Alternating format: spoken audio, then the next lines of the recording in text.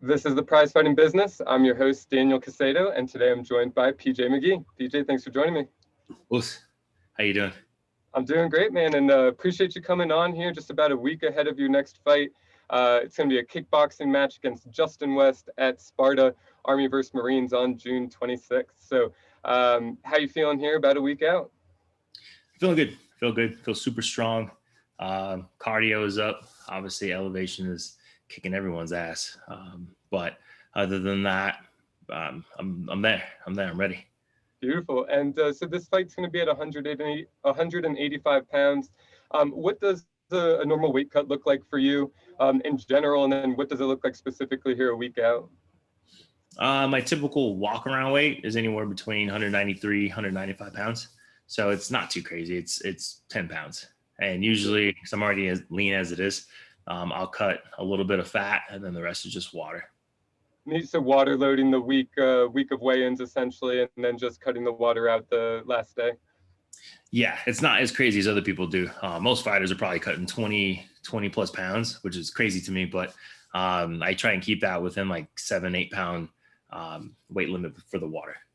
Yeah, and it seems at least in striking, Muay Thai and kickboxing, maybe people aren't cutting quite as much as MMA, which is a good thing in my opinion. Too big of weight cuts are certainly dangerous. So don't need to make the sport any more dangerous than it is. No, not at all. I've cut to the 170 class twice. I won both of those fights, but I was very unhealthy. So I decided just move up to 85 and just fight the bigger people. It's fine. It'll be all right. Yeah, and then you have the speed advantage, right? There's always a give and take there. Always a give and take. And your style is very speed oriented, volume oriented. You train with Dwayne Bang's gym, and even with Dwayne Bang himself. So, what has training camp looked like coming up to this fight? What does a normal week of training look like for you? Training before, I used to do 2 days. So morning times would be around, let's say, 10 a.m. to 11:30 a.m. And then I'd leave. I'd come back to the gym at 5, and I'd stay there until about 8 p.m. But once the shutdown happened, I went back to clock in work. So now my gym sessions are 3 hours in the evening. So anywhere between 5 p.m. to 8 p.m. or 6 p.m. to 9 p.m. Wow. So, I mean, despite training once a day, I mean, you're still getting a significant amount of time at the gym. Um, you know, 3 hours of training is enough to get tired for sure. It's enough to get tired. And within our gym, Sensei Dwayne Bang, that's one of the rules is you come in and you get tired. Do not waste his time. Do not waste your own time, and don't waste the dojo's time.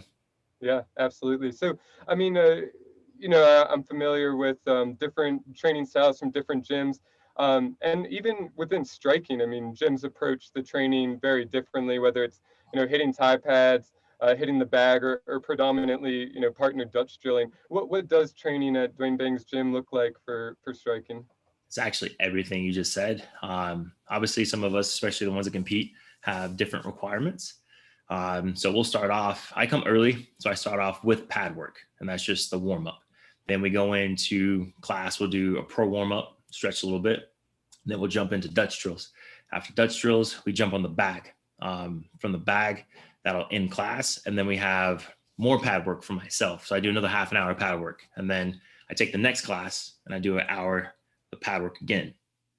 After that, usually we'll call it time, and there's a little bit of sparring after that. So we're just consistently moving in there from hour to hour.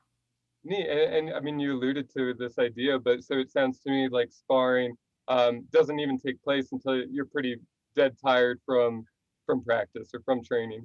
Yeah, once you're already exhausted, I mean, I think just about anybody can jump in there fresh, right? Feel Yep. okay.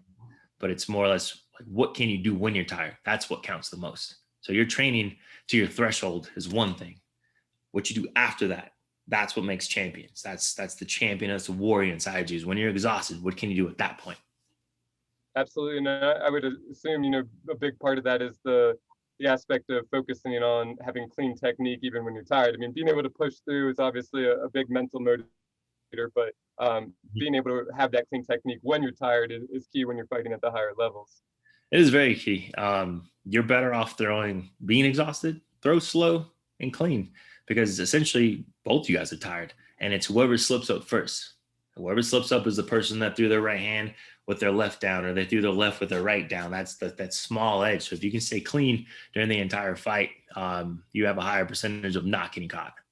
Absolutely. Make me think of that famous picture, famous video of Carlos Condit landing the check left hook at the same time as I think it's Martin Kampman throwing his left hook, but he lands a little bit tighter, a little bit cleaner.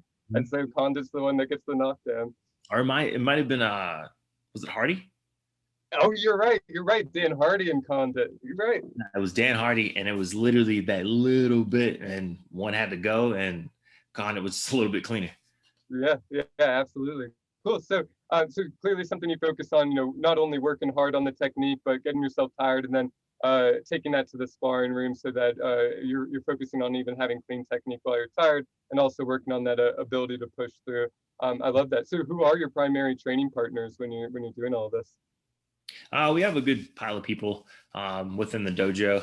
You got Coach Joey Banks, you have Alex Fisher, you got TJ, obviously, you have Juan Archuleta. Those are a few of them. Sometimes you get people, you got Curtis that'll come in. That's fun at times. That's a very big, powerful man. But you have surprise guests that come from other gyms pretty frequently. And then just the team that we have within our dojo, they always keep me active. And of course, you want to take care of your partners and not sparring wars in there at all. Ellie Wise, he's been key.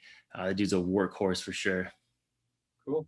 And I mean, clearly you have a very cerebral approach to fighting. So, I mean, is that something you work on specifically, or does that just come from living your life? Just living. It's just the flow. That's it. There's really nothing to think about. When you think, that's when you get hit, right? When you just let things happen and you feel them, you're better off that way. Beautiful. And are you working on anything specific for this opponent, for this fight? No, it's just movement. I mean, as far as I know from his gym, he's very traditional Muay Thai. He does push forward, and he's going to put the pressure for sure. But pressure's okay. I mean, as long as I'm moving, I ain't getting hit. We'll be fine. And how do you see this fight going if it goes according to you, the way you want? Let's say 2 rounds. Cool. 2 rounds. Honestly, I see 2 rounds. It's probably a filler, depending on how he reacts or how I can make him react. But it shouldn't go any more than 2 rounds, maybe a round. I love it. So, not to look past this point of this fight, but what comes next after this? What do you want for the rest of this year? Well, the rule is always going to stay the same. It's whoever, whenever. I don't have any bias. I don't have any rules for that. It's whoever wants to jump in. We can run it. It's pretty simple. So pushing forward, hopefully by next year, want to try and get signed to Glory or maybe even Bellator Kickboxing. That kicks back up. One championship's always there. But I do want to push forward, maybe get a few down here, and then we'll go from there. But essentially, it's up to Dwayne and how he feels, how I feel, and then we can push from there. But we always do everything as a team. Super cool. I mean, very excited to see where your career progresses. I mean, 7-2 overall. Once again, kickboxing and Muay Thai champion, Taekwondo champion in the past.